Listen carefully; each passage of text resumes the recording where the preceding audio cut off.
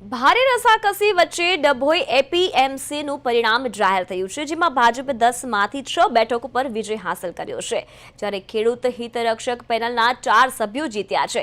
સતત 8મી વખત દિલીપ નાગજી વિજેતા બન્યા છે અને તેમને 410 મતોથી વિજય મળ્યો છે। જોકે દિલીપ નાગજીની પેનલ તૂટી ગઈ છે। પરિણામ જાહેર થતાં જ મોટી સંખ્યામાં સમર્થકોએ નવા ચૂંટાયેલા સભ્યોનું સ્વાગત કર્યું હતું।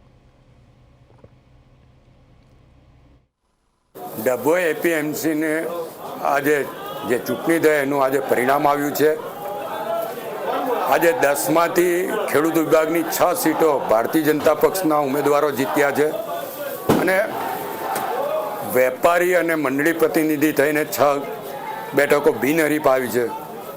કુલ 16માંથી 12 બેઠકો પર ભારતીય જનતા પક્ષનો વિજય થયો છે અને આ રીતે પહેલીવાર એપીએમસીમાં ડભોઈ એપીએમસીના ઇતિહાસમાં પહેલીવાર ભારતીય જનતા પક્ષનો ભગવો લહેરાયો છે।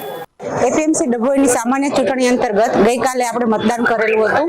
કુલ 94% મતદાન થયું હતું। એ પૈકી આજે મતગણતરી કરી છે તો ખેડૂત વિભાગની 10 સીટમાંથી આજે 10 ઉમેદવારો વિજેતા બન્યા છે। 2 પેનલ હતી એટલે એ પ્રમાણે રિઝલ્ટ આપણે ઓફિશિયલી ડિક્લેર કરેલું જ છે। અગાઉ બિનહરીફ આપણે વેપારી વિભાગની 4 સીટો અને ખરીદ વેચાણ વિભાગની 2 સીટો ઓલરેડી આપણે બિનહરીફ ડિક્લેર કરેલી છે। આમ આ કમિટીને હવે કુલ 16 નવા ઉમેદવારો ચૂંટાયેલા મળ્યા છે।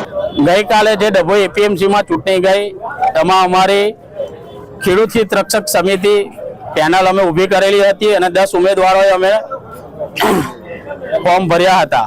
એમાંથી અમે 4 આજે ચૂંટાઈ આવ્યા છે। આ જીત ખેડૂતોની ડભોઈ તાલુકાની છે।